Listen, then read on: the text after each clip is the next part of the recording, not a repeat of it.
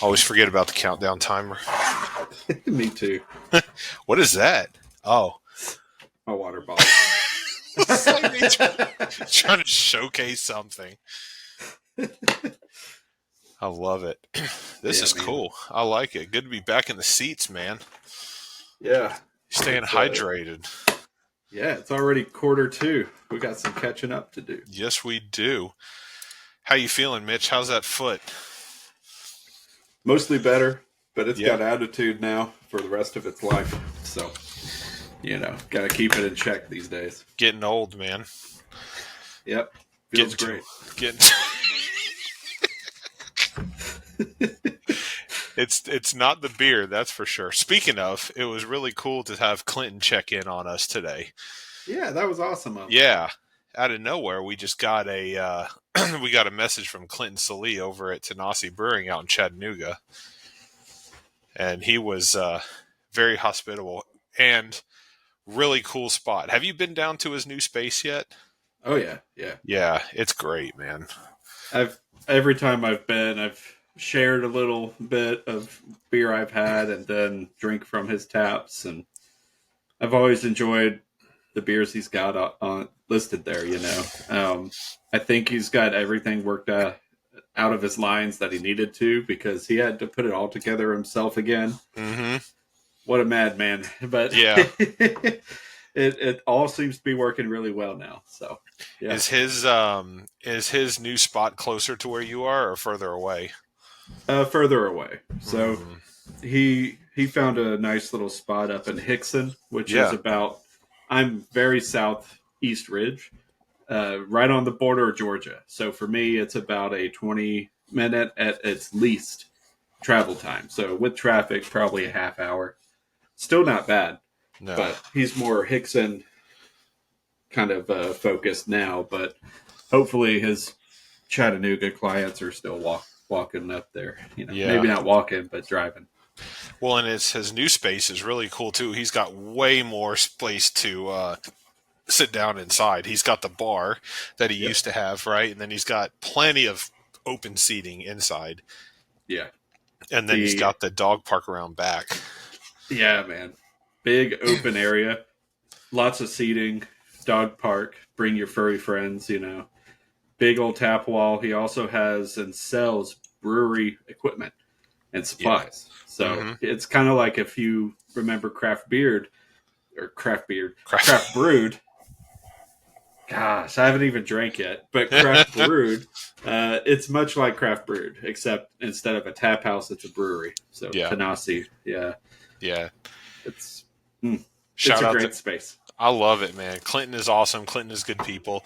Chattanooga's got some good breweries too. I know the plan is to make it down there before the kids come, and maybe we can hit up a few breweries. But I'd say let's go ahead and get this rolling, man, because we've got beer that's not getting any colder, I should say. You are listening to the Foamy Heads Podcast, where we discuss craft beer and anything else that accompanies a glass.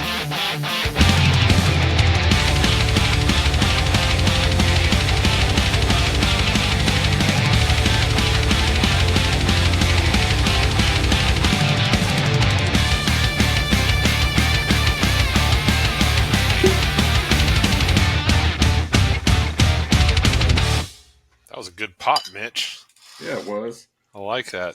That was a good way of doing it. Hey, Mitch and Richard back on the mics, Foamy Heads. Been a minute, man. It's been a minute. We've definitely been spending time in the community. We've been hanging out with the Brewery Underground podcast guys. We've been hitting breweries in Nashville. I've seen you slowly start making your way out in Chattanooga. And then most recently, which I want to talk about tonight, we hit Rice Vice in Nashville. Such a cool spot, dude. Yeah, man. Such a cool spot. I am very quickly becoming a sake fan just from all the offerings that they offer. Dude, it's incredible. It's on the rise here. It's skyrocketing, I would say, now in Nashville. All the sake, especially Japanese cuisine, it's incredible in Nashville right now. Every time I go to Nashville, I'm eating Japanese. I'm drinking Japanese. I think I'm turning Japanese at this point. So I really love Nashville right now. Great culture, man. It's great culture, and Nashville is a good spot for it. I feel like Byron is kind of like one of the OGs in Nashville. Yeah, right? 2014, I believe, is when he opened up his shop. Wow. And even while he was doing all that sake stuff, he was using all that byproduct for the restaurant game that was in town.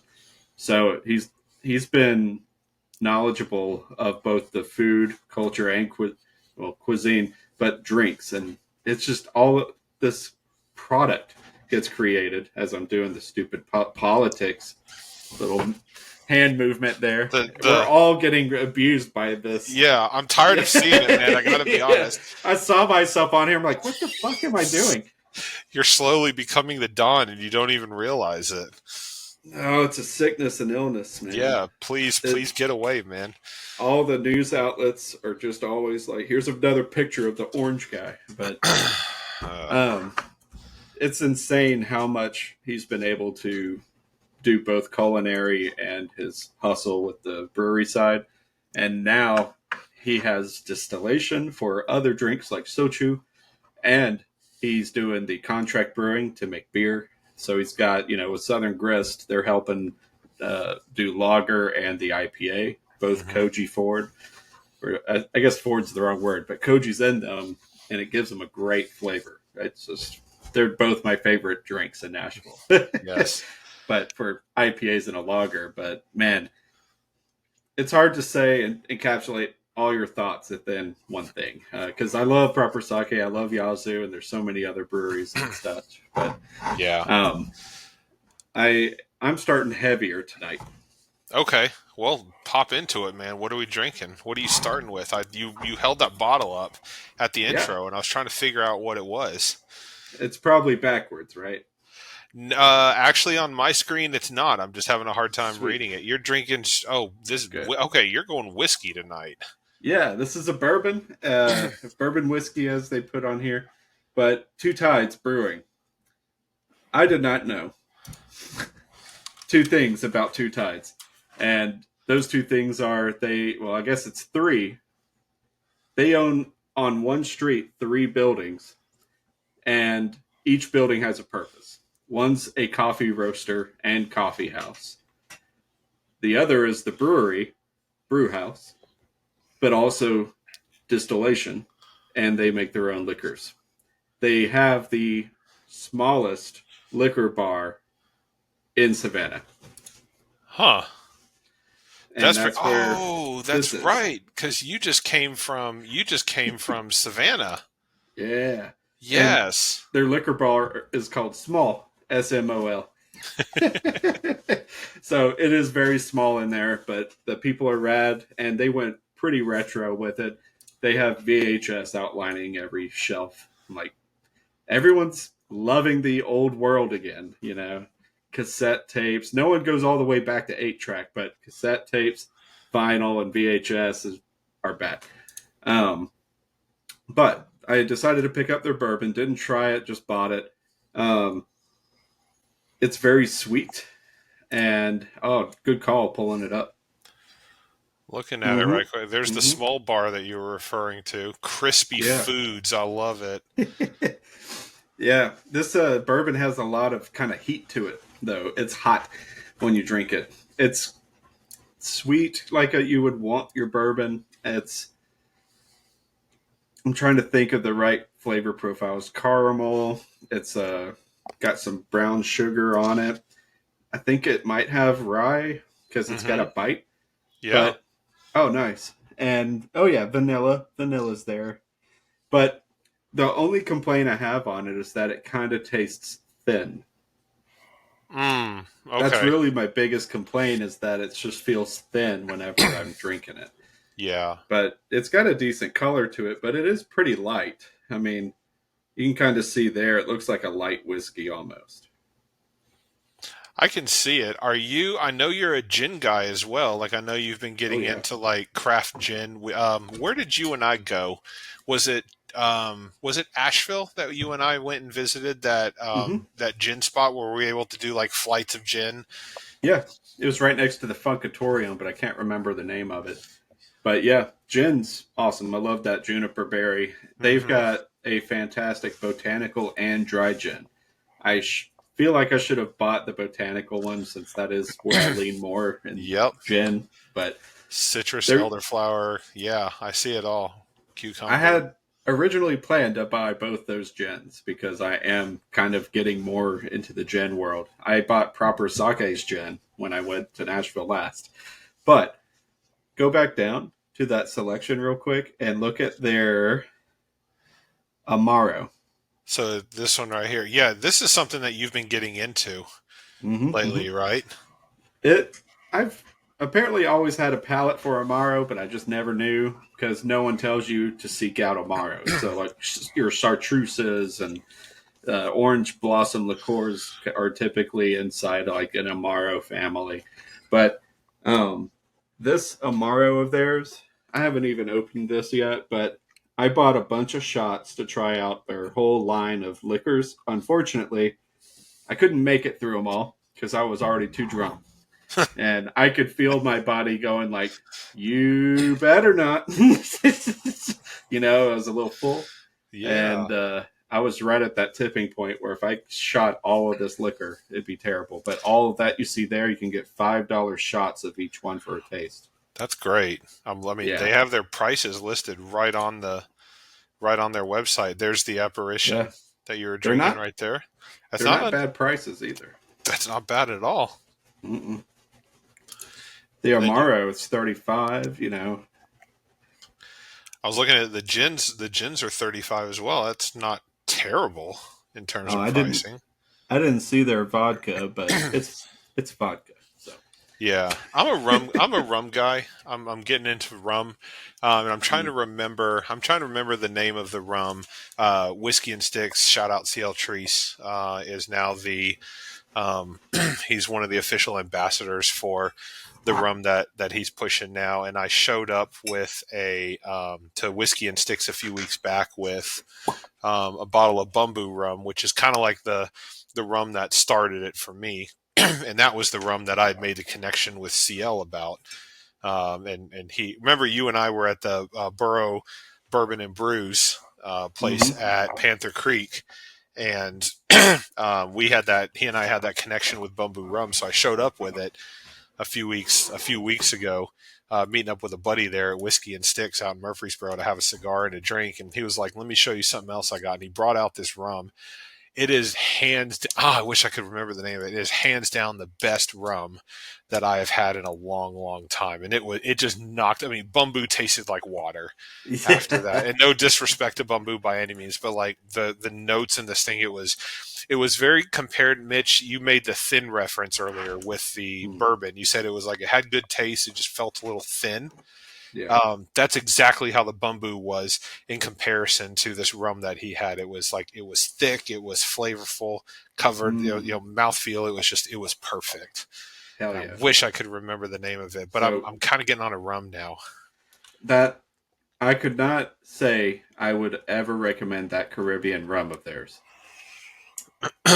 Okay. I did not like it at all. I kept trying it, wanting to like it. I don't know if it was my palate with too many things or what, but as a consumer, I could not recommend it. Man. The white rum, however, fucking great. Oh, I didn't even see that over here. This one. Silver, clean, crisp, hints of tropical fruits, coconut, almond, and vanilla. Very solid rum. It's very good.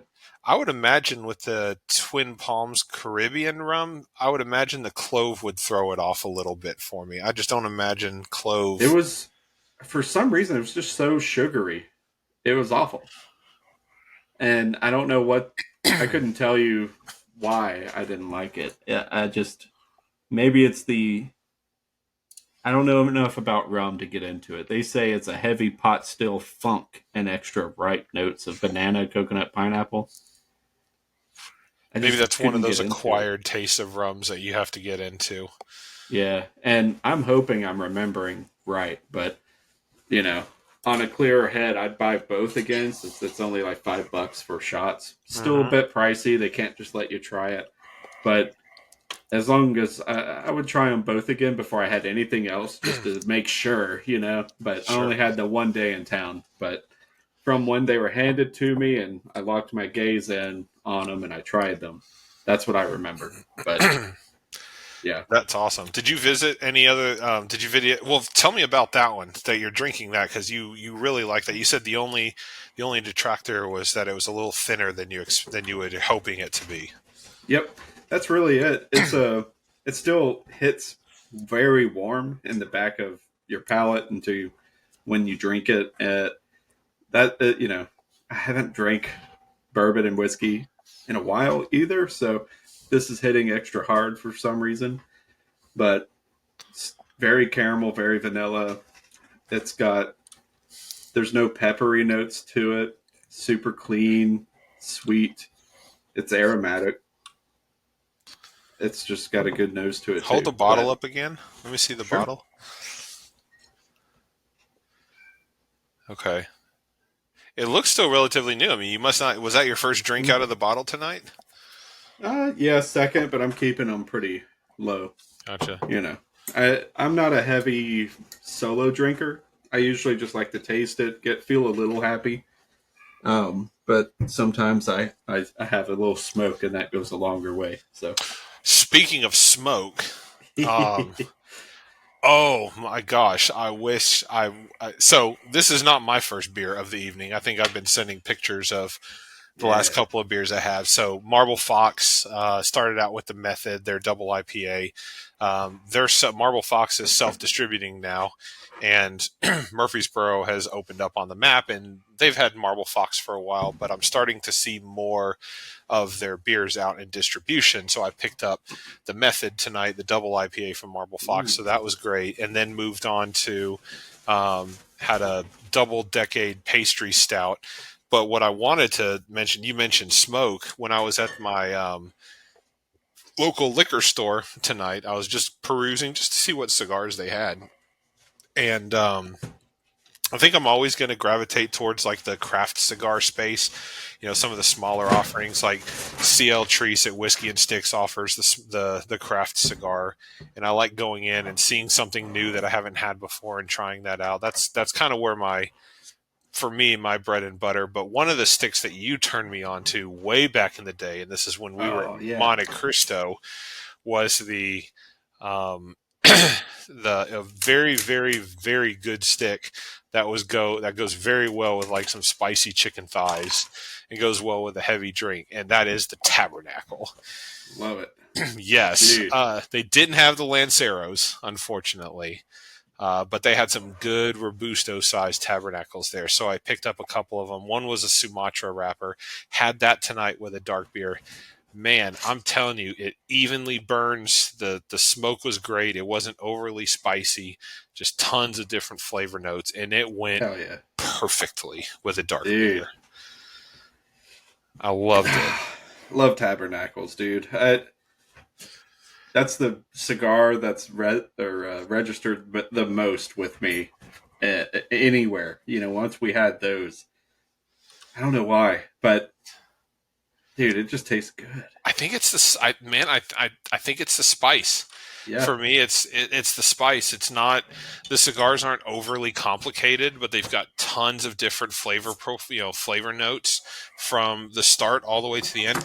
I honestly don't remember the flavors changing all that much from the first third all the way down to the last third. Like, it's just a consistent cigar every time, going all the way from the beginning all the way to the end of the smoke. And it goes great. I'm drinking well, this is no surprise, and I know the Brewery Underground guys will definitely have a good time with this one, but I am drinking a KBS tonight from Founders. I always seem to get myself in trouble with those. You keep getting them, man. It's like every time we have a beer thing, you're like, I'm on that KBS. I'm on that KBS. Yeah, man, keep it up. I love going for the variants. I think the chocolate espresso is my favorite. They didn't have that. It's not KBS season right now. Like it's getting hot, it's getting warm. It is not KBS season, so the variants have died on. You can't find them very much anymore. But they had the regular KBS still left over from the seasonal, so I picked up a 4-pack of that. But man, it's turning into crispy boy Pilsner season, pales and outside beers, and whatever it is that you're pouring there seems like it's a little light as well. Yeah. Is this what is that sock? No. What is that? Because I've got I saw some foamy head coming up there. What is that? Yeah. I've been trying to slow drip it in, but I've got a Yazoo beer here. So is that while I was Embrace the Funk? Yeah. While I was in town, I had a few orders I had to pick up. And this is a Commander Gerald. He is let me get you out of my crotch there. Yeah. Commander Gerald. Got a little mouse on the front. And this is a small but mighty, a blend of oak-aged blonde ale infused with a hint of nostalgia. This cosmic brew combines Pilsen, wheat, oats, and spelt with the bright, zesty touch of a classic orange drink powder.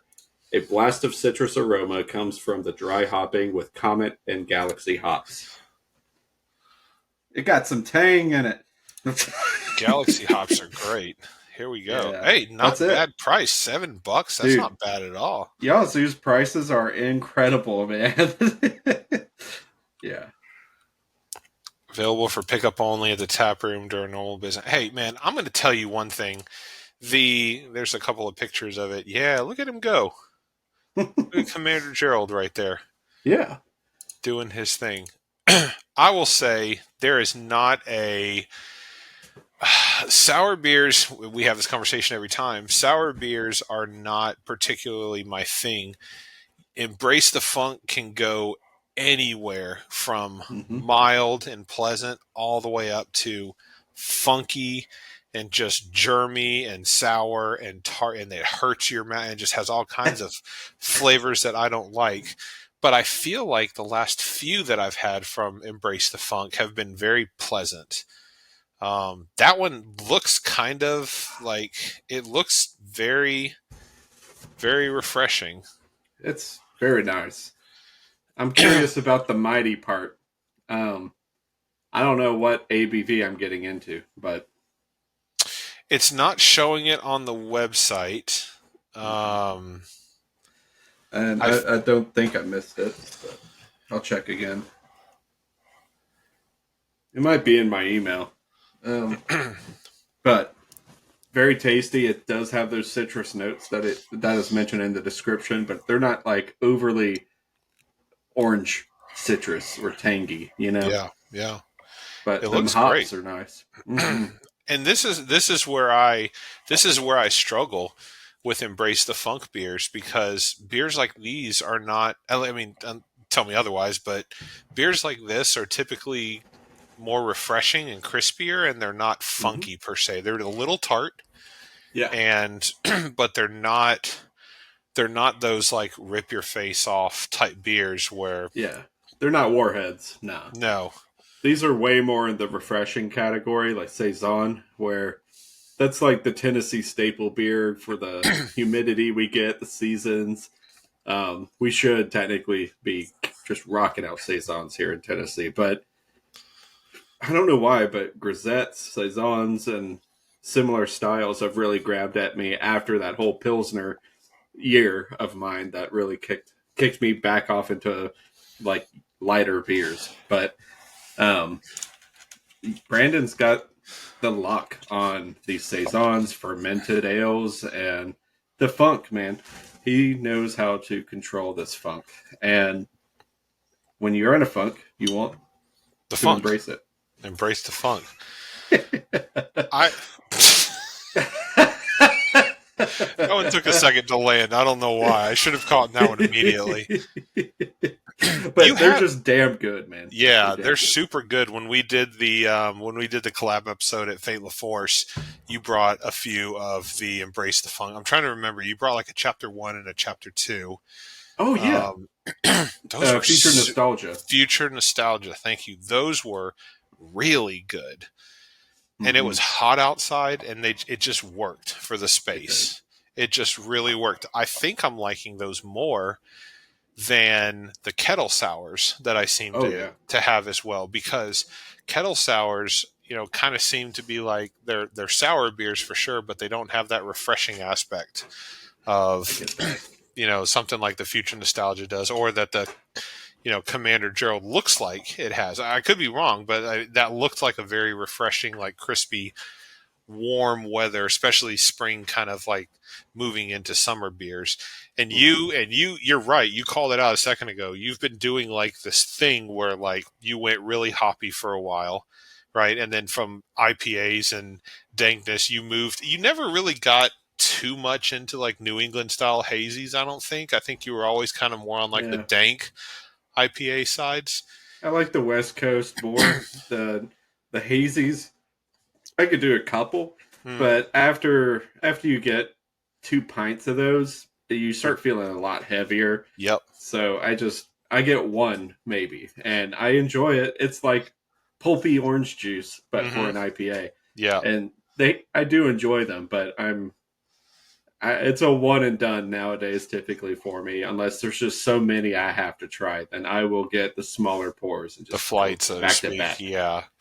Yeah. Well, then you moved on from, like you started there, and then you went to the Pilsners, and then that was when I was entering my IPA phase. So I seem to be one style behind you, because I don't know if you've ever thought about this, but like you were doing, I feel like you were doing IPAs before I was doing IPAs, but then we were both doing IPAs. You got into Pilsners, and I was still on the IPA train. And then I started getting into Pilsners because you got me into those. And then I've been all with the thanks to dry hops. Yeah, it works. And honestly, I think I have Smith and Lentz to thank for that.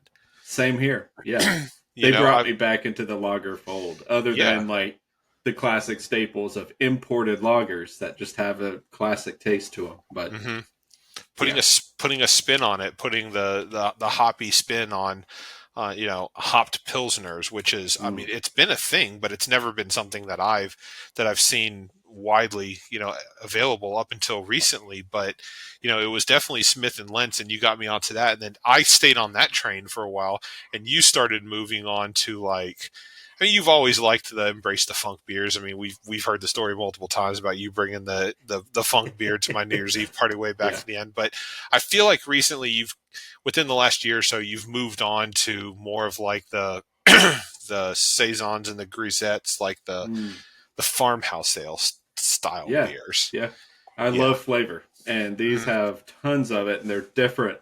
There's a lot of room to play, it seems, and I don't know enough of that brewery world to really talk knowledgeably about it. We need to talk to Brandon and let him kind of give us the lay of the land of how he kind of puts it together. But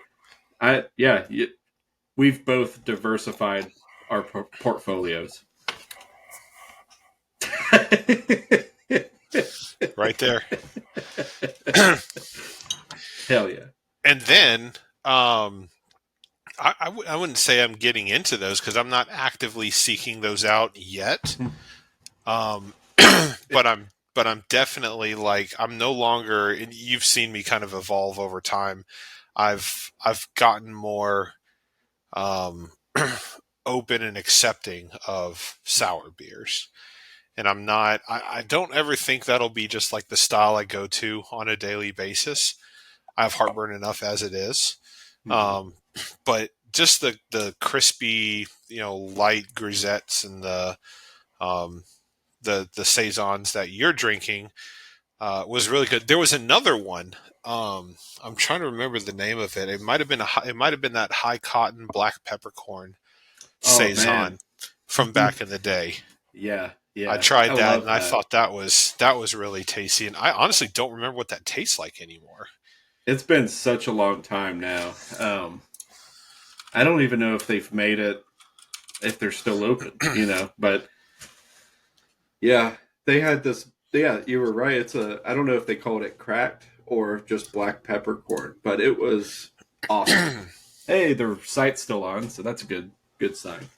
But I haven't had any other beers because it's been such a long time, and Memphis is a ways away. But yeah, they had that saison, That's a great name. loaded black pepper. Malt whip. Nice. I don't see it now. That doesn't mean that these could be just like their core beers, right? Mexican lager, Scottish ale. I'm wondering if there's a way. I don't see it.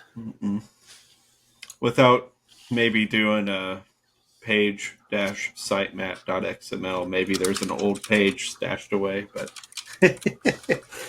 I found a few beers that way, High Cotton offers a black peppercorn saison, a variation of their regular saison, unique flavor profile, spicy peppery flavor. Mm-hmm. Yeah, of course, this is generative AI, so I have no idea where they're pulling this from. Yeah, they're just kind of like, you wanted this information. Here you go. Yeah, most likely they're just listening to our conversation right here. Yeah. They've got their own black pepper, their seasoning. It's just peppering it on, right? There you go. See, I'm learning, man. I'm learning. They are seasoning their text. I see here's Beer Fandoms. So here's their saison. I don't think this is their black peppercorn one, though. But yeah, that thing was awesome. Dude. When was that? It's the what? When was that? I want to say that was, 10 years ago? Yeah, probably. I don't think we were talking beer when I had it. I don't know. Nope. Foamy heads weren't a thing at the time. Yeah, so it's probably been a decade. Yeah. I just remember you bringing it over. And me really, really enjoying it. I wasn't expecting to like it as much as I did. So it was awesome. Hella tasty. Yeah. Oh, let's circle back to the proper sake thing. Yes. Rice Vice, Byron. Shout out Byron. That dude's a genius, man. He's a pleasure to talk to, too. Yeah, he's so fun. He was our second guest on the show, only to supersede from Living Waters. Ryan. Yeah. And then Byron was next. I remember talking to you about that. I was like, man, I don't know. And you're like, it's going to be fun. It's going to be fun. I'm like, I just don't know sake. I don't know anything. Like, I don't know anything about it. And I want to say that was one of the most fun conversations that I had. He sat down on this floor with his AirPods, and I remember it clear as day. He sat down on the floor with his AirPods in. He was just drinking sake. We just had like a good ass conversation. Yes. And he was super knowledgeable. Yeah, and I've listened to that episode twice, I think, or maybe more. It's whenever I need a reminder of how bad I was with sake. And there was some drinks I was talking about, like the Drunken Red Snapper, that I got completely wrong, and you could see that he was just like, yeah, and he would divert into like educating like what the style of sakes are that we were trying to talk about, rather than like correct me or anything. He was nice about it, man. He was nice about it. He's an educator. He's super polite. He's able to just kind of take the conversation and make it into something. So it was awesome. And so what's he doing now? I mean, like, obviously he has Rice Vice, and it's a place for him to be able to sell not only his sakes, but, the side projects that he's doing with the beer as well. Because I'm a big fan of Koji Gold, especially since, and no offense to the previous brewer, but since Southern Grist took over, the contract space with Koji Gold, like, it's next level. We were at Rice Vice a couple of weeks ago, and we had a sake flight. I think you had quite a bit more before I showed up. And then we finished off with a Koji Gold. And it was like, that was like the beer to finish off a night like that. Dude, it's such a crisp and flavorful drink, especially, no beer before liquor kind of concept, but finishing it out with the Koji Gold is awesome. Yeah. And it's so chilled and so cool. And it's a dry lager, but that Koji adds a whole nother level of flavor that makes that lager even better. Yeah. They have the IPA for an IPA guy if you're feeling more, Yeah, I've had it. the Koji. I think is it Koji King Koji? You got it. Yeah, Koji King Koji King. IPA. Yeah. That was really good. Matter of fact, you shared that with me when we went to another brewery. I won't name the names because I don't know if we're allowed to like just talk about bringing in beers as we're sitting at the bar of another brewery. Right. But we're sharing it with staff, and it's educating all of us. Yeah, it was a good time. But needless to say, that opened many doors for us. But that Koji blew King, the socks off of everybody. Yeah, it was just you showed up rolling like multiple bottles of sake, and you even had some of the Koji Gold and the King Koji or Koji King IPA, and that one was unique to me because I've never been able to pick out Koji flavor before. I just know that I like it. Right, Southern Grist has. They have a small plate for chicken thighs, and I think it's marinated in Koji first, right? Or it's bread or something. It's got something in the breading, the Koji in the breading. They throw the Koji on it. Yeah. And so it was good. But that Koji King is the first time I ever took a sip of a beer and I go, oh, so I think this is what it's supposed to taste like. Because I think it was a little bit more prominent in that one, to me, than it was in the Koji Gold. Yeah. It's way more prevalent in the IPA. I could not tell you why. I don't know what the brewing process is like with Koji. I know you can marinate things with Koji and like sauces. You just add it to it. You can... Basically, it's just a really good mold to add flavor to any kind of dish that you want. There's different ways to bring it in. And just, I'm not a chef. I haven't practiced it in my kitchen yet, but I'm close to wanting to just make Koji at home. But dang, that's awesome. I'm trying to remember. People aren't reviewing it the way I'd review it, but that's Untapped. He's got a good score for Untapped. Yeah, we can go there, but I have seen worse beers with higher ratings than what he has for Koji King. Yeah. I honestly think Koji King is a much better rating than that. Unless it's possible that I'm just not looking at the right one. No. Yeah, it's just Untapped's pretty on top of Dupes. Yeah, it feels like 125 total check-ins is small for a beer like that. The biggest problem I've got with Proper is that they're not pushing their message with beer at all. It's just in the tap room and then in your stores.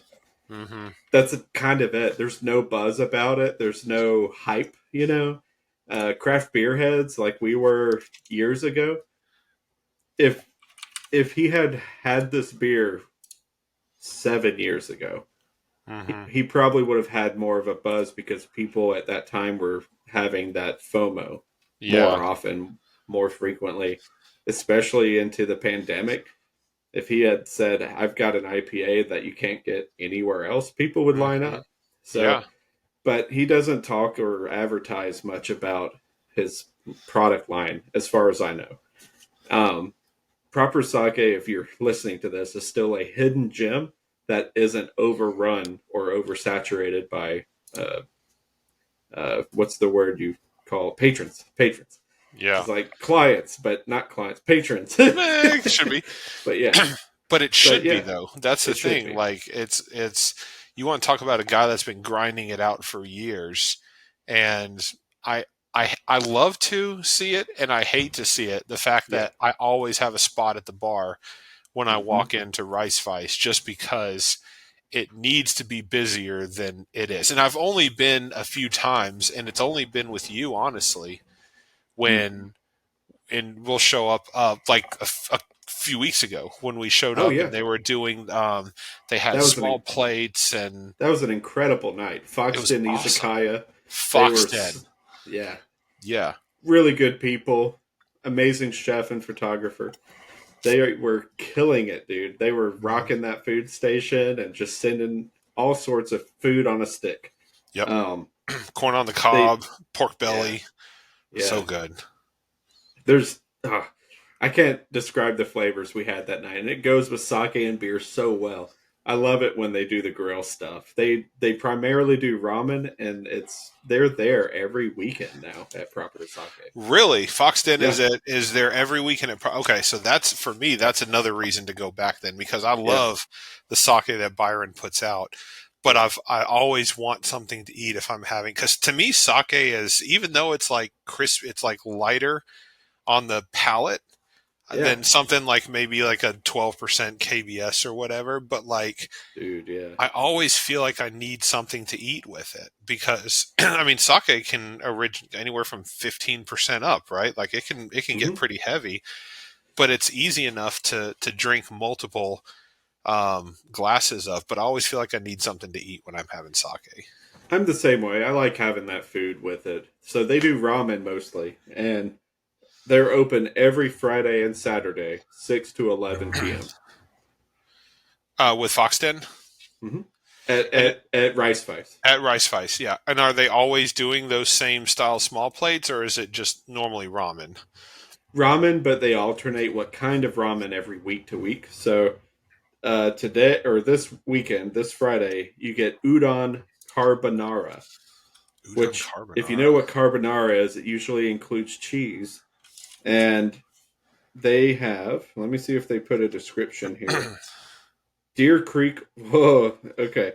So they got several things other than ramen. Deer Creek oysters, that's going to be badass. I know you're not a seafood guy, though, right? No. But I bet you they'd change your mind. But tangy and sweet hot sauce, horseradish oil, and lemon for those oysters. Udon carbonara is a handmade black pepper udon noodle. Roasted garlic and parmesan creme. Onsen egg, if you like boiled eggs and seasoned. Buttered or butter poached garlic, tons of parmesan. Smoked bacon lardons. That's going to be badass. Black pepper compound butter. Bacon and white truffle oil. They also include a Basque cheesecake, vanilla infused crustless burnt cheesecake, black sugar, buttermilk, caramel sauce. Fuck, dude. But that Can I, udon carbonara is going to be badass. I'm telling you right now. and that's this Wait. weekend because I'm seeing it looks like yeah, I guess so. So Uh, that is their just storefront. You'll want here to we just go. go to that first post. Yeah. Boom. And sorry, is it not the first? Not the Second first post. post. Yeah. That's the Udon food one carbonara. right there. You can see rice spice in the top left corner. But that's their Yeah. menu. They just kind of use social media as their anchor. Um, I think, yeah, they. I don't know if they got a web guy or not, but it's way easier just to do a post about it. I love that udon carbonara sounds really good. Yeah, dude, that's what I would go for sure. The oysters secondary, but it's gonna. If you like oysters, you got to get them. I'm not But big on horseradish either, so like that's for me. That's the double. yeah. No, I don't even want to say strike one and two because that's showing disrespect to just a food that I don't Yeah. go for. But like the udon carbonara looks really good. Oh, Oh man, I may unfortunately make for my them way. too. Unfortunately for them too. I don't know if they still got their GoFundMe up or not, but Nashville, as Nashville is traffic wise, they got involved in a hit and run. So, Uh, yeah, it demolished their car, whatever hit them. So I sent money to them on the GoFundMe. So they'll use any support you can give them right now. If you like ramen, don't you really don't want to lose these guys. no, We've got Black Dynasty, Otaku. We've got all these other food holes like there's one that's a hot chicken guy. I don't know if you've had them. Um, I keep meaning to take you there. It's a subculture. Have you heard had of it. that? I've heard of it. Uh, Pablo, who runs Subculture, owns it. He does a killer hot chicken ramen. I would go for that any day of the week. Yeah, it's right. I don't know. Maybe it's like a 5 blocks down from K&S or something, South Nashville. But yeah, I'm forgetting because it's been over a year and change since I've been over there. But I went ahead and Nashville. changed. I went ahead and changed you, Mitch. Your sake took my money now. It did, and it does. I'm gonna get another beer, but Go for it.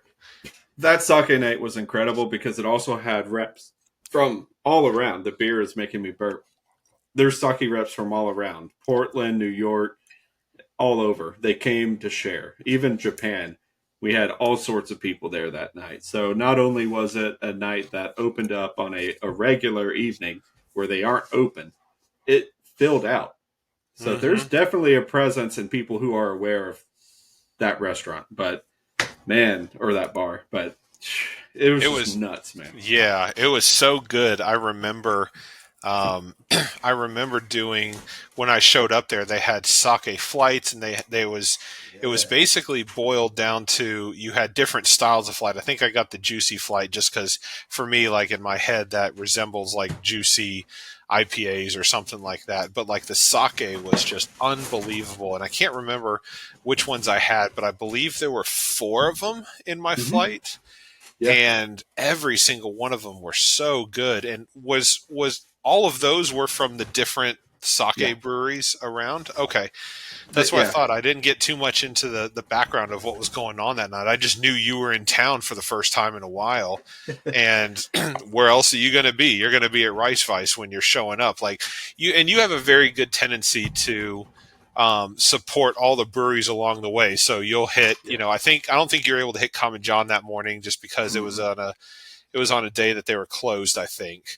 So, yeah. You always tend to hit, I think you hit Yazoo so you could pick up your stuff. And so you paid some homage to Yazoo, and then you hit a couple of spots along the way. And then you ended up at Rice Vice. And I think I ended up meeting up with you around like 8 or 8:30 that night. And it was just like, man, the sake was good. There was a lot of people there when I showed up, but we were able to get spots at the bar and were able to just have a good time. It was awesome. Made 2 friends too. One guy also grew up in the same city that I did around Nashville. I love it.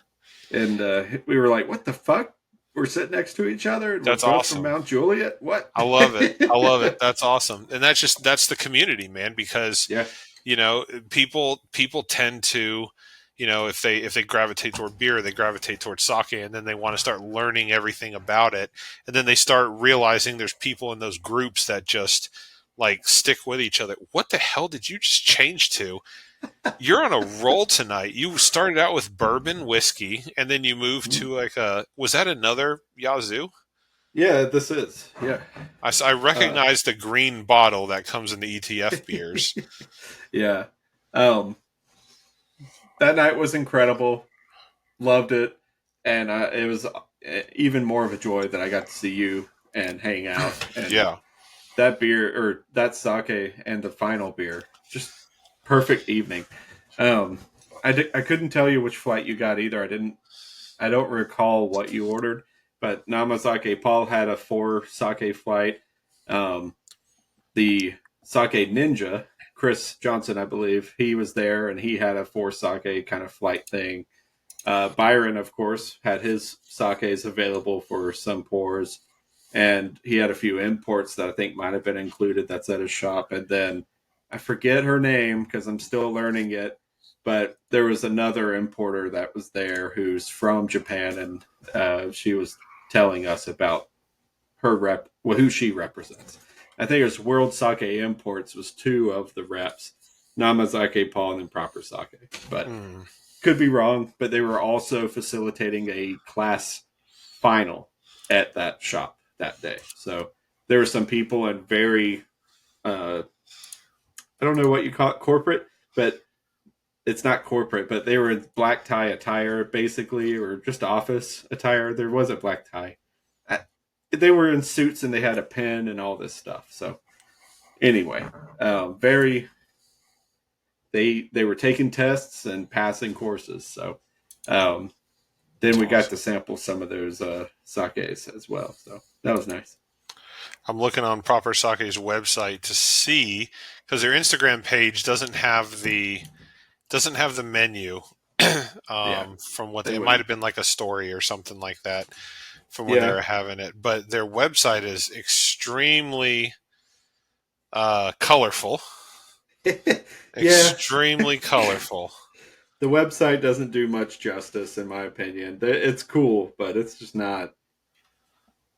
I can't. None of their links are clickable. Yeah, no. Some of them look like they're not clickable and are too. Doesn't help us any online. No, here's a buy sake link right here. Here's another buy sake. This one's like off centered. This one's in the middle. But like I can't see. It won't let me click on anything. I can add these bottles to the cart. Yeah, it's just not. So I do have one picture of the menu here. Proper Sake had the flagship collection, the Diplomat, Cloud Palace, Soft Power, and then he had the Nihonshu, and that's where it got more into distributor. Jumai, Daiginjo, Junmai, and Yamaha. One was from Gunma. And then the WoW. And I took a picture with the light right on it. I can't read what it is exactly. You're right. But I ended up doing the same thing. I took a picture of it. Oh, yeah, yeah. You might have one that doesn't have the light glare on it, because I took this when I was drunk. But the first three are absolutely... actually, the first four all might be... No, Proper Sake, then the third and fourth are all Proper Sake listed things, I think, because he has those on site. There was one called the Juicy, which was the flight that I got. That was Paul, Namasake Paul's. But that's it's what not I like ended up going with. I'm calling them that thing, but that's not all their sake. But the Juicy is because of the Ryoko juice, which Namasake Paul is sporting. I see. And then Proper Sake stuck one of their Yamaha in there because it's also juicy. And then Junmai Ginza from Seitoku Trapeza, and that's probably one of the other two reps sticking that in. So it's all a mixture, but you can kind of tell like who's behind the like sake that kicks it off. So yeah, I'm looking. I'm looking through my phone. I'm looking down at my phone right now. I don't see where I took a picture of it. So I must not have taken a picture of the menu. There's some special sakes there that night too, called Macho, that the labels kill me on it. It's just like a mustached guy with a shirt off, and he's posed like this. It's just goofy, but yeah, I was really excited to be able to taste one of those. And it's weird. A lot of these Omachi heirloom grain sakes are banana forward because of the yeast they're using. It's real popular to get a Hefeweizen like sake with Omachi grain for some reason, but it doesn't hit you with banana, but it hits you with the similar flavor profile of a banana Hefeweizen. Weird, but it's not like loads of banana. But it tastes good. I'm not a Hefeweizen guy, but I love whatever they're doing yeast-wise with those sakes. So. I do like, I'm with you. I like the, I'm not a big Hefeweizen fan. I don't like that banana yeasty flavor that goes with the, I don't like the banana yeasty flavor that goes with Hefeweizens. I do like, I'm trying to think if it would go well with sake. I feel like I wouldn't go with it for sake either. But that could be just me. I don't know. I've never had it, so I don't know. I can't. Maybe I have. Have I had it and I just don't realize it? Maybe. I can't remember. I did have. I think I finished the bottle before we met up, though. But I did have a Omachi grain that had a secret yeast that was being used in it, and it was very much that. It hooked me. Like I wouldn't expect it to. Nice. So if I ever see Omachi, I'm typically grabbing the bottle in the hopes that they're using a experimental yeast or one of these new yeasts that do have those profiles in them. But there's some yeast from like flowers that are being used, and they're still experimenting with what flowers and everything that give this flavor profile. but it gives you a cutting edge in competitions, basically. So it's just wild. I don't know, much about how you win with a sake, much less a beer. But well, sake is It's interesting because sake is, at least here in Tennessee and probably even in the States, but it's obviously much more common in other countries, and it's just now finally you hit the nail on the head when we met up there at Rice Files a few weeks ago. It's like America's just like, all I want is just overkill everything, like overdo everything. Yeah. And sake is more of just like, you have a drink and you split a bottle with friends, and it's like the complete antithesis of what the American mindset is. Yeah. But it's just now becoming, I feel, more popular. But that being said, sake still has a lot of room to experiment and grow.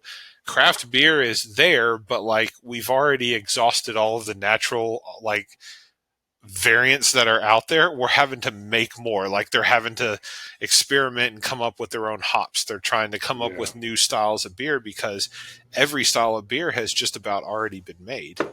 But sake, you're still getting new things based on what's already out there without you even having to make up your own like flavor profile.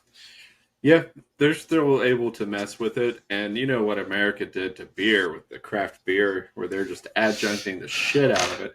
Yep. It hasn't happened quite yet with sake, American sake breweries like I'm going to say Ben's in Asheville.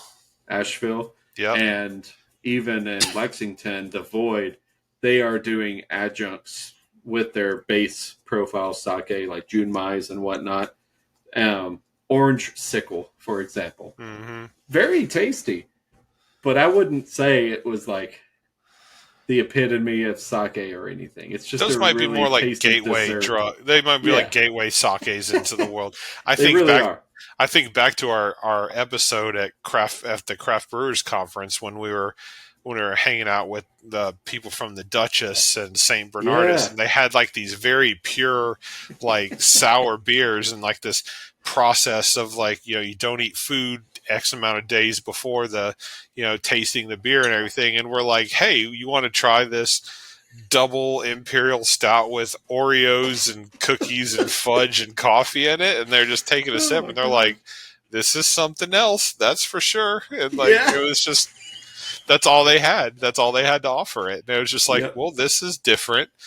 And it's just the American way of just going over. But we like it. Like, I thought it was great. Like, the Panther Creek collab Donut Country, stout that did was really good. And the 24K that had like a ton of carrot cake adjuncts in it. And it was just like, that's the American way of doing things. For us, it's good. But like other countries, it's just like, it's not pure anymore. Yeah, there's like, what are those fish crackers called? Oyster crackers? No, fish. They're shaped like goldfish. Oh, goldfish? Are they just goldfish? Yeah, they're just goldfish. Well, all right then. Europe beers are always like goldfish. They're very balanced with their cheddar. What the fuck was this? But America's like, yeah, well, I'm gonna flavor blast it. That's how I kind of see American beer. It's just like, yeah, we'll pay homage from time to time to like balance, but then we're just like, I'm gonna fuck this beer up. It's a coffee stout base, okay? But check this out. I'm gonna adjunct it with a shit ton of Oreos. I'm gonna throw some orange juice in it, and then we're gonna rest it on a barrel-aged Blanton's for about 8 months. Then we're gonna put it in a rye barrel for another 6 months, and then we'll finish it in a rum barrel for another 4. Like, we just fuck with it and just we do all kinds of this stuff. Monstrosity, and it works sometimes, but it's just experimentation. You give that to professional Salesforce people from the UK, and they're just gonna be like, it's something. I mean, right? Yeah, we know it's something. That's for sure. It's nuts. That's so funny. They were super fun. It was such a good time, and I don't know why this is coming to my head. It's just I'm completely taking a left turn from our conversation, but it hit my brain departments when we were talking about Rice Vice. When you gave me I showed up there that night and you gave me like a gift of like cool stuff from Chattanooga, and it had like seasonings which I haven't used yet. Oh yeah. I have used all of that barbecue sauce from Hoff and Pepper. It was amazing, and unfortunately we have seen better days from those guys because they are shuttering their operations. Yeah. And rest in peace to Hoff and Pepper, because their ghost pepper hot sauce is one of my favorites. Their barbecue sauce is one of my favorites. Their ghost pepper ketchup. I don't even like ketchup. I don't either. And I put that on burgers. I dip my French fries in it. It's just so good. And it's unfortunate that a company that has so much innovation and that was doing so well in terms of like unique flavors couldn't weather the storm another year. And it's only going to get harder, unfortunately. I feel like tough times is ahead for everybody. Big time. Like, video game consoles are increasing in prices for the first time in like ever. And not for good reasons. No. But I don't want to imagine what's going to happen to sake as well, or any other imports. They're just going to get crushed by this shit. And, we already hurt enough to buy the beer we do. Yep. And I don't know what's going to happen for all of this local business. Any small business, any local business. It's not a good time. It's, money's not cheap right now. Nope. So borrowing money is not cheap. Prices everywhere are going up. I only wonder about people like Byron and people that are making quality products using ingredients that they have to import. How this is going to hit their business. Yeah. Like, it's one thing to pass the price on to consumers, but like they have to pay for this stuff. Yeah. At the beginning, before they can even pass it on, like some of these guys are getting trucks of stuff and they're having to pay 50, 70, 100% more than what they were expecting to when they ordered it months ago. And like, can some of them even do that anymore? I don't know. Assuming you're big enough to be able to do it, then they pass it on to the consumer because they're not going to eat that cost.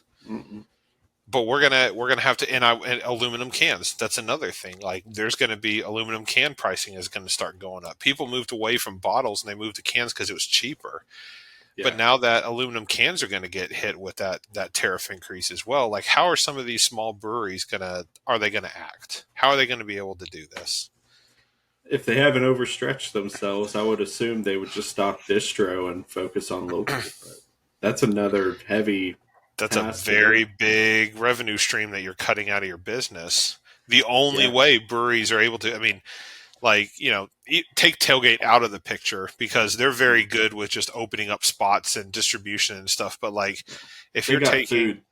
They have food with very high margins, $30 pizzas and whatnot. But like, even if you just take a craft brewery that is trying to expand, like, the only way some of these guys are making it right now is because of distribution. Like, it's not high margin for them, but it's revenue, and they're able to bring in, keeps them level. Yep. But how's that going to work going forward? I don't know. It's all based on support, but if people can't pay the increased prices, then there's no way a company's going to stay afloat with that. Yeah.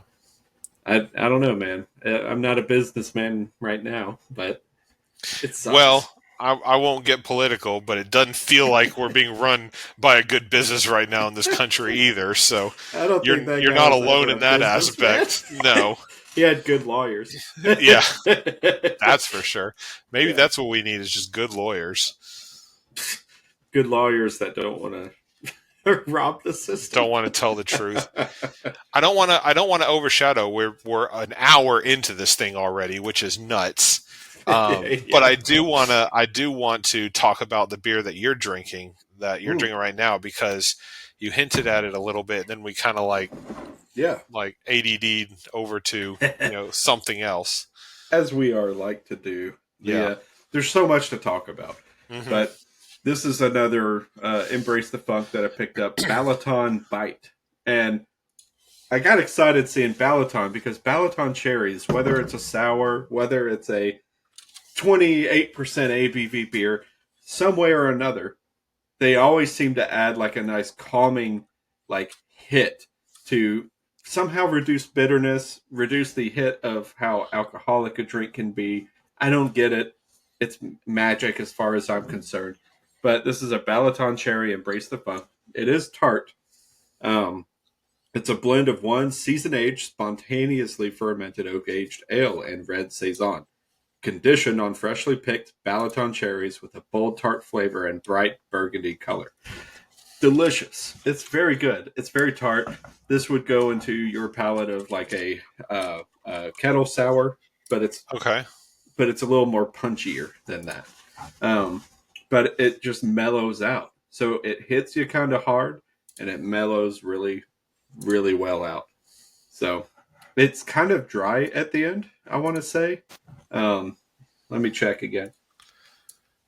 Looks like 6.3% ABV, 16 IBUs. God, it's good. Yeah, there's a little bit of dryness right at the end that makes you thirst for more. Is this something relatively new? I feel like this is one of the most recent pickups that you had, because just looking at Untappd right now, there's not very many check-ins on it.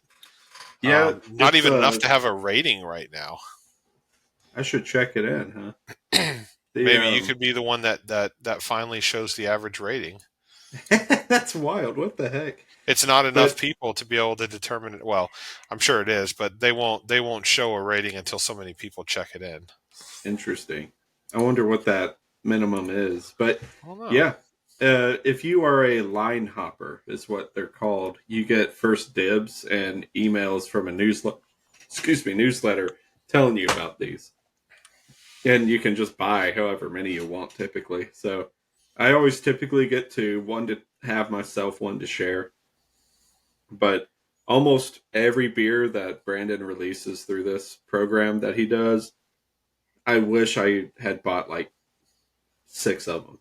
They're always so good, and everybody will always love them. So far.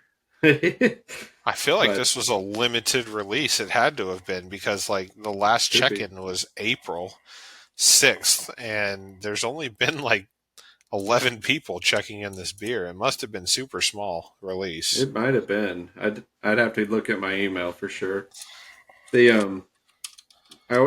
So I always try to grab 2 at least, so I could try it, then share it. Because if I really like it, then I'm going to really want to share it. But I'll check my email real quick. Did you get to another beer? I didn't. This is actually, I think, the only one I'm going to have tonight. I mean, I've had. I mean, it's heavy. It is heavy. I'm heavy. It's a 12% beer. KBS is kind of like for me, it's one of the standards for a higher gravity, imperial stout. I should say higher gravity. It's more on the low end for something, considering, breweries around Nashville are releasing, the Tennessee 10 beers, which is typically higher than 10.1. But Founders KBS sits in at 12%. But it's one of those beers where, we've done this multiple times when we had, Scott and Steve on from the Brewery Underground podcast, and we were doing, and even a couple of times before that where I was drinking 2 KBSs and then finishing it off with an IPA. Like, that was just a rough morning. And so I've kind of been just cruise drinking for most of the afternoon, starting out light and then moving towards heavy. And then by the time you and I got on to start recording, it's just like I'm at a good spot where I'm just having the one and I'm finishing with this one. Yeah, it's a good call. Yeah, I think so. I'm done with this one for sure. Did you find the email on the Balaton? What was it called? Balaton? Balaton Bite. And it's very cherry forward, very tasty. And the cherries were picked in Michigan and Nashville within 24 hours of production. Wow. So it's very good. Only 84 bottles were created, so they are sold out. and it was a very limited release. So, 84, right that's along. nowhere enough to service even the smallest of like unique beer population in Nashville. Like if you weren't, I'm guessing if you weren't there on the day of release, you probably didn't get any. I Or at guess, least ordered it on day of release. Yeah. Because I think you had yours held. Yeah, I had mine held. I think Yazoo may sneak any leftovers into their fridge or cooler for people to pick up on site. But yeah, I mean, I forget how many line hoppers right now, but they typically buy it out. So yeah.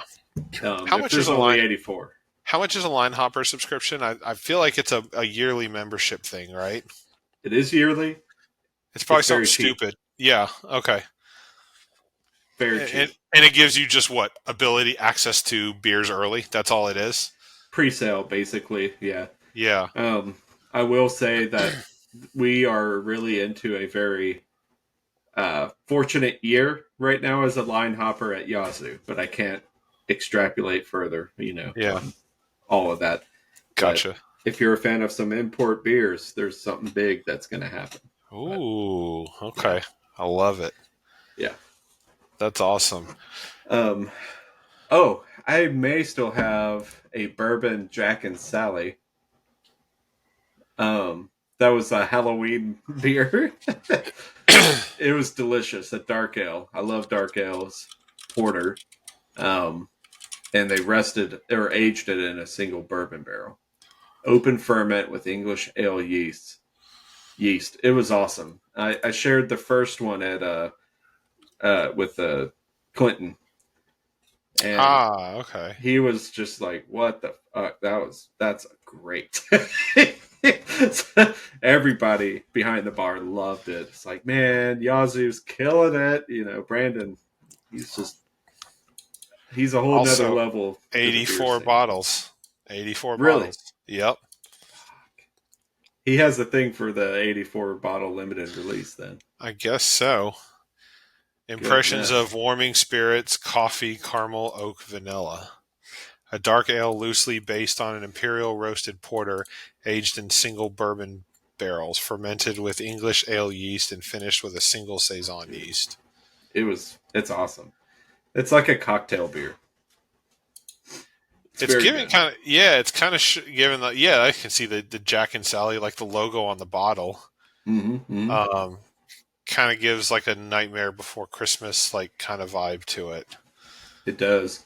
That's pretty cool. Oh no! The workday and beer hitting. The volume 3 and volume 4 of that Future Nostalgia. Mm-hmm. I found my email about that. Volume 3, which I've got still. I think I've got 2 of each of these still. Belgian blonde ale brewed with Seashore Ablak rye, Talus hops, and carrot blossom honey. And the 4th one is a golden ale brewed with buckwheat centennial hops and Washington State fireweed honey, fermented with a single Nashville yeast strain. So more flavor bombs right here, just you said you think you still have 3 and 4? Yeah. I would love to be able to be a part of that just because I've had 1 and 2. Yeah, I'm holding on to stuff because I know we're going to talk and share at some point. Yeah. I've got a stock of old stouts that I'm definitely taking with me to a friend in the Blue Ridge Mountains that we're going to share some of, like a Rheingeist probably or something. But we can get those anywhere, anytime. These are aged.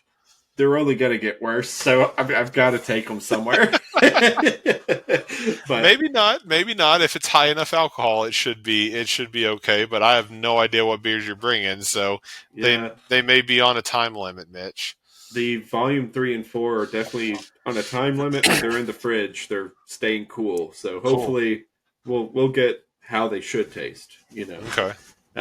If we Chattanooga or Nashville, whichever happens first, we'll break them out.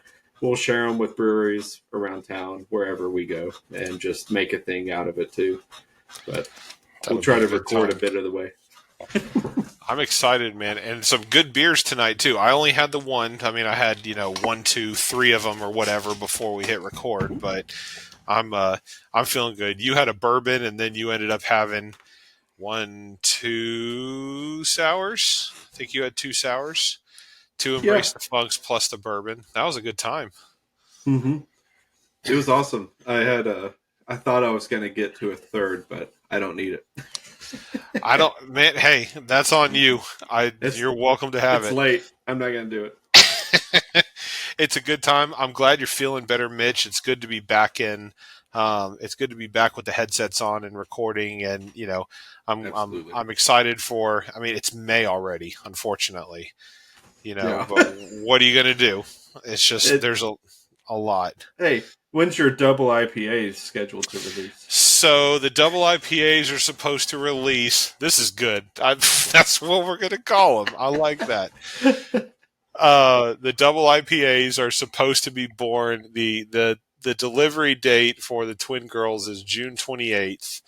Okay. But they will not let my wife go that long. If Rachel's still pregnant at the end of May, they're probably going to schedule a release date for like the first or second week in June. A sea drop. That's right. So trying to hype it up. Yeah, no line hopper here. They're coming and they're mine, whether or not I paid for them. They're coming to me. You done pre-ordered that shit? I pre-ordered that a long time ago, man. Many months. Now you get all the bonuses that come along with it from the American healthcare system. Congratulations. Right, exactly. Yeah, whatever bonuses I'm getting out of that, I'm going to pay back in with all other kinds of ingredients that I got to pay up front for. That's right. Hey, at least you're not importing them. That's true. Although they're going to be expensive enough. Yeah. Oh, that's wild, dude. That is wild. But I'm excited. All right. Well, I'll have to see you in May, one way or the other. Yeah, it's going to happen. And this was a good time tonight. I got one sip left, and looks like you got a couple sips left. So we ended up right at a good time. So, hell yeah. Cheers. Good to be back on the mics, Mitch. Cheers. Oh, let me do one thing. I pulled this up, and you're like the Tim Cook man of the foamy heads. You've always got that one more thing right at the end. I do. I while we were checking settings and stuff earlier, I had to check with my local AI assistant to do something for us. So you know how Burial always has overly done descriptions. 100%.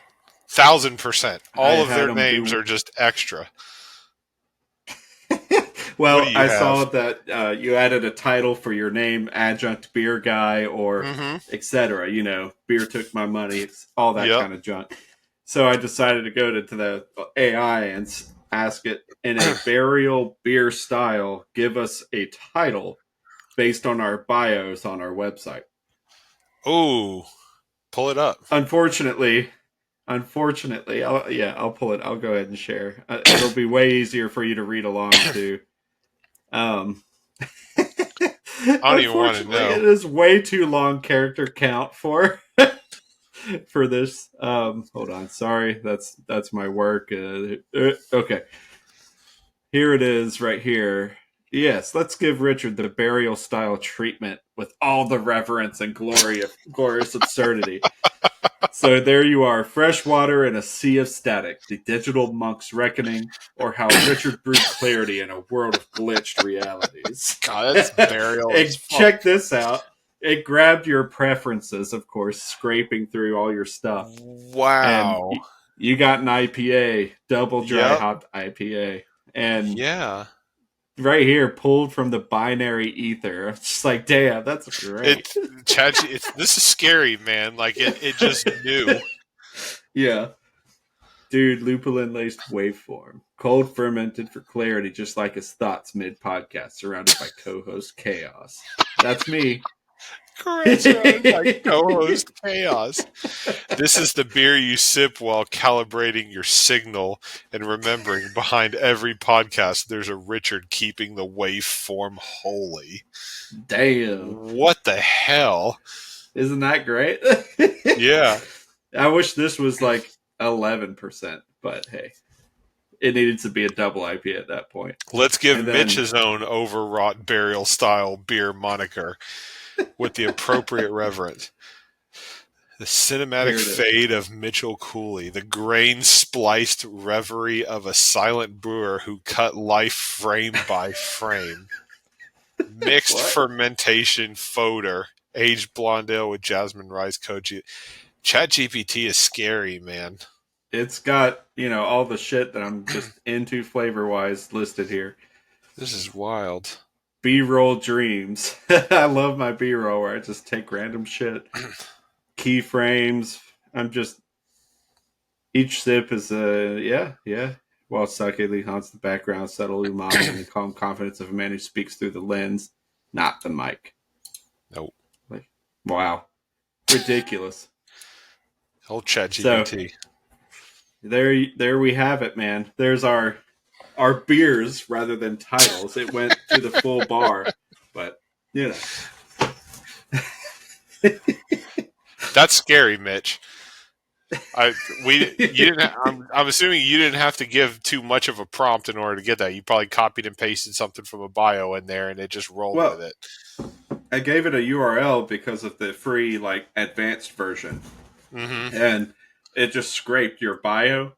And I asked it to do a burial brewing version, very abstract. I gave 0 kind of instructions, so I did well. I anticipated I was going to have to craft it, but I enjoyed that enough. I was like, maybe another time I'll craft it heavier later, but that was fun enough. We will do an episode. We'll get a couple of other guys on here. We will do an episode of just insane burial names and descriptions because I got to be honest, that didn't disappoint. From what you just posted, and you gave it a URL and it figured it out. So thanks ChatGPT for stealing our info. I guess we've been giving you our info all these years through the website, and ChatGPT has come back to bite us. So crazy. Cheers to Mitch and ChatGPT, I guess. I don't know. Yeah, cheers. I got nothing. Cheers to the end of society. That's exactly what it is.